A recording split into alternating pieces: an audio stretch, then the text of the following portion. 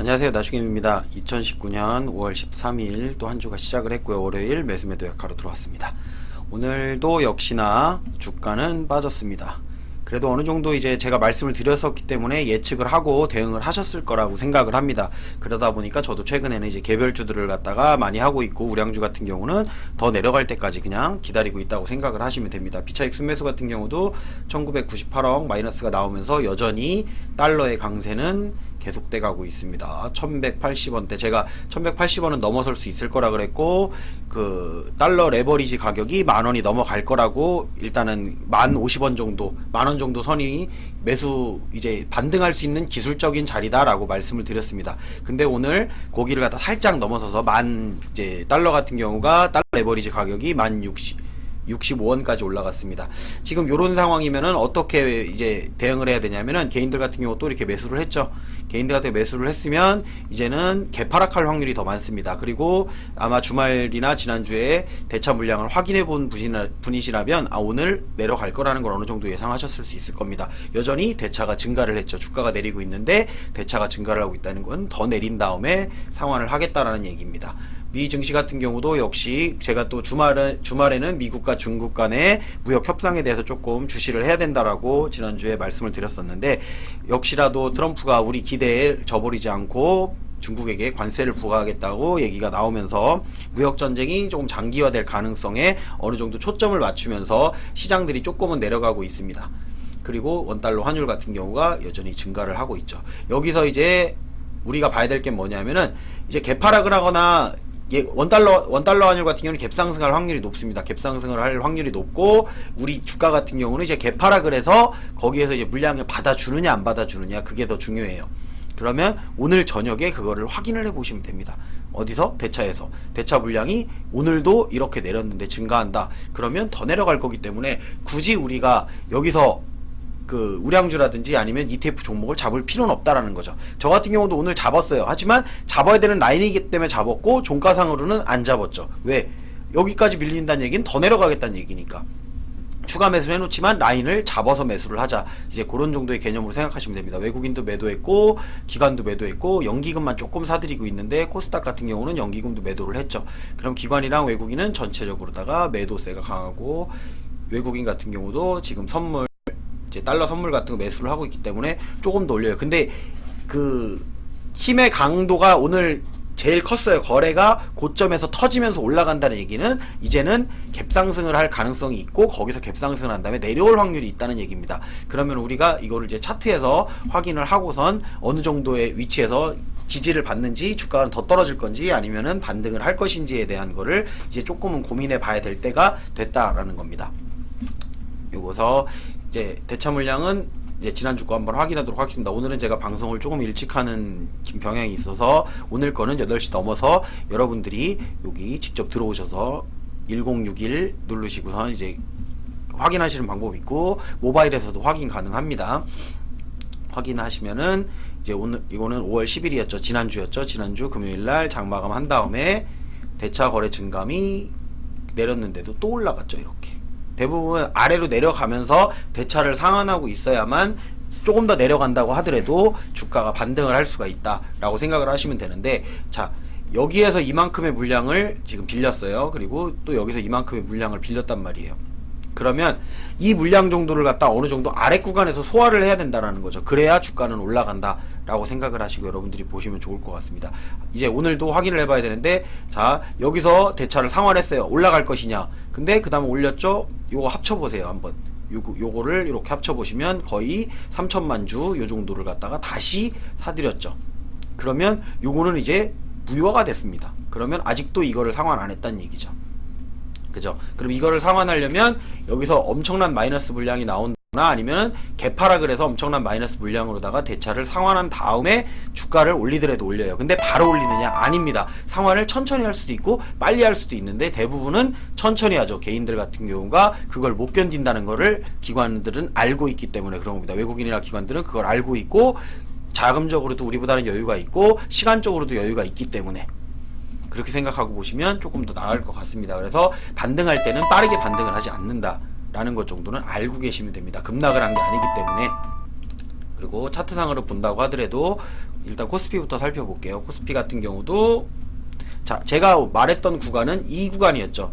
여기를 지켜줘야 된다 그랬는데 이 구간 안에 삼각수렴 구간 안에도 오늘 아예 못 들어와 버렸죠. 그냥 개파라 그래서 시작을 한 다음에 여기까지 올라오지도 못하고 여기서 추세선이 이제 저항이 여기가 저항이 된 거예요. 저항에 막히고 저점으로다가 지금 찍어 눌렀습니다. 그러면 어디까지 올 수 있다고요? 제가 지난주에 말씀드렸지만 2050까지는 열어 두셔야 된다. 여기 지금 2050은 아니네요. 2060 정도 되겠네요. 이제 시간을 끌면서 내린다 그러면 그래도 60이네요. 2060선까지는 포인트를 갖다가 보시고선 거기에서 반등을 하는지 대차 상한이 이 아래 구간에서 이루어지는지를 확인하시면 될 거라고 이제 말씀을 드리고 싶습니다. 그리고 마찬가지입니다. 코스피가 이렇게 내려갔다는 얘기는 코스닥도 마찬가지로 무너졌다는 얘기고, 코스닥도 지금 보시면 요 아래 라인까지는 온다고 말씀을 드렸었죠. 근데 잘 보시면 요 아래 라인이 살짝 무너졌어요. 그러면 개파락을 확률이 높습니다. 그리고 내일은 저항이 여기가 되는 거죠. 그럼 여기를 다시 뚫어 올리는데 한 방에 이렇게 뚫어 올리진 않아요. 대부분 여기서 놀고선 그 다음날 횡보를 한다든지 하고선 여기서 이렇게 뚫어 올렸다가 한 번 더 앉았다가 이런 식으로 간다라는 거죠. 그러니까 여유를 갖고 움직임을 갖다가 어느 정도 예측을 하고 보시면 주가가 떨어지는 거에서 내가 할 일이 무엇인가라는 거를 정해서 여러분들이 하시면 된다라는 거예요. 그렇기 때문에 막 급등을 하거나 단타를 해가지고 수익 나는 건 좋지만 전체적인 흐름은 읽어가면서 그것도 하자라는 거죠.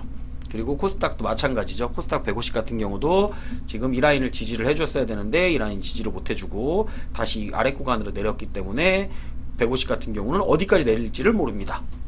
일단은 요거를 확인하기 위해서는 코스닥 전체 지수랑 코스피 전체 지수를 갖다가 확인하고선 그에 따라서 같이 움직인다 정도로만 생각을 하시면 좋을 것 같다는 생각이 듭니다. 그리고 또 이제 제가 봐드려야 될 게 요거 보여드린다 그랬었죠.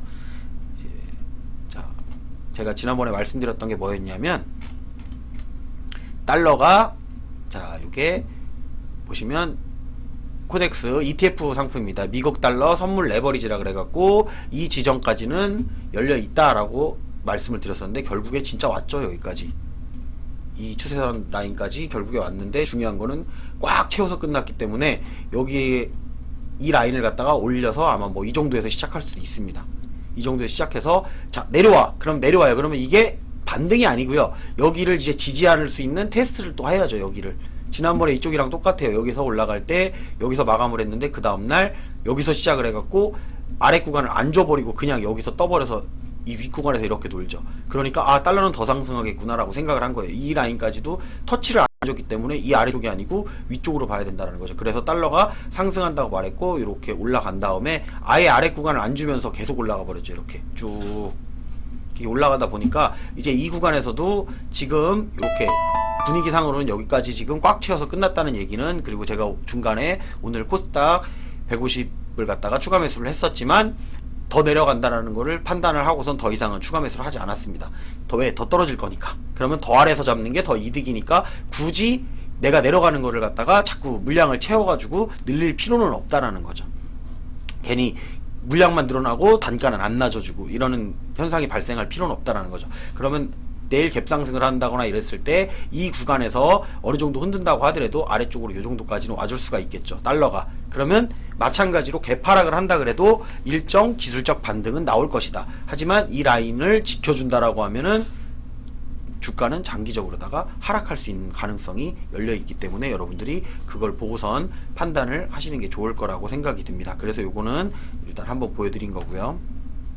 업종과 반대로 간다 라고 생각하시면 돼요. 이 지수하고 달러는 항상 반대로 간다. 대부분 분들이 아시는 거지만 어떤 식으로다가 비교를 하고 봐야 되는지를 몰라서 제가 이제 추세 라인을 그리면서 요거를 알려드렸다고 생각을 하시면 좋을 것 같습니다. 자, 차트는 여기까지만 보도록 하고요. 오늘 매수매도 요약한 걸로 가보도록 하겠습니다. 뭐 지금도 여전히 빠지고 있네요.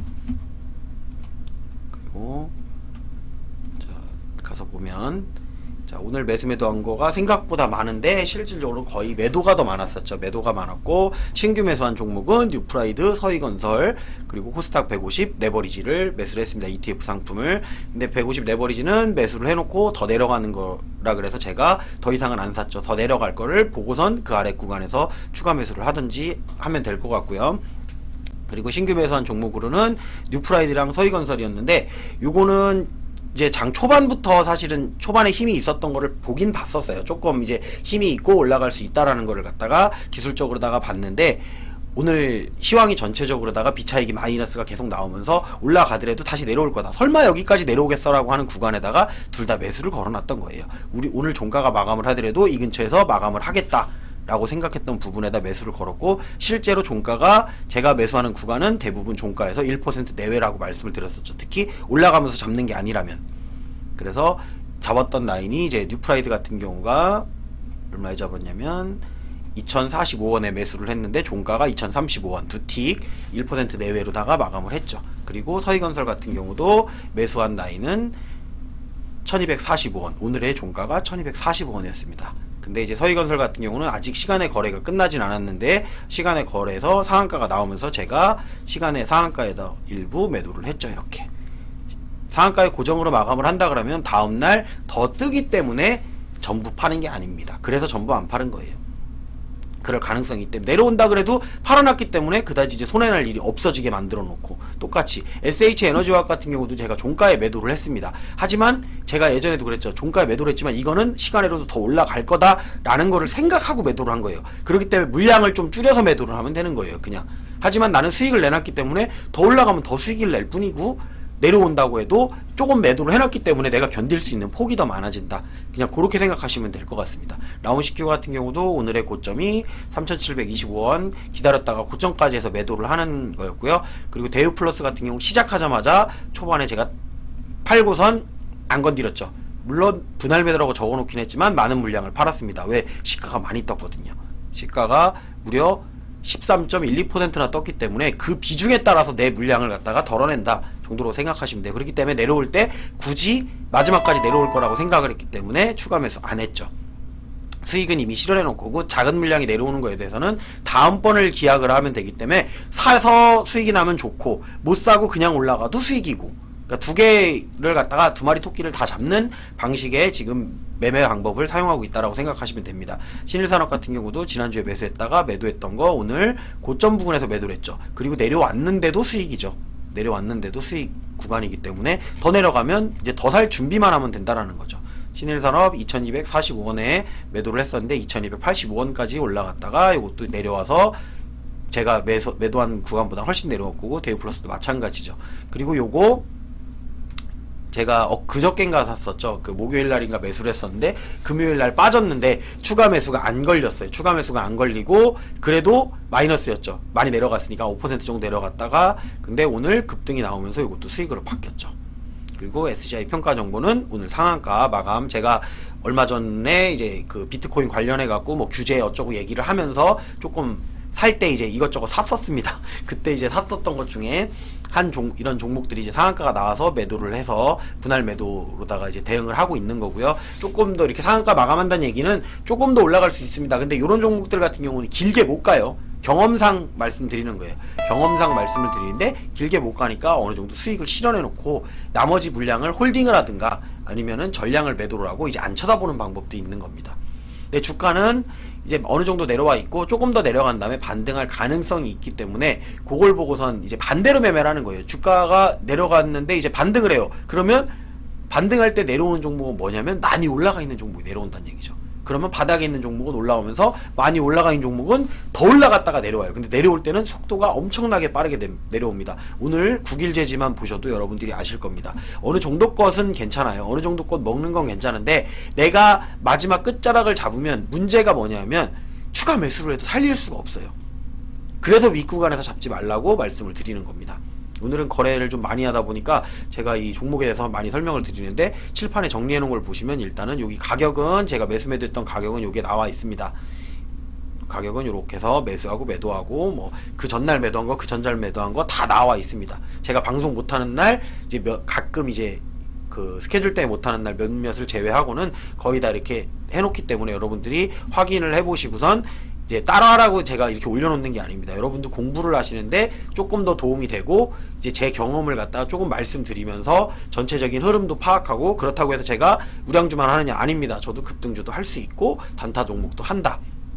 그러니까 하다 보면서 이제 시행착오를 같이 겪는 거예요. 여러분도 겪고 있고 저도 겪고 있지만 조금씩 나아지는 거죠.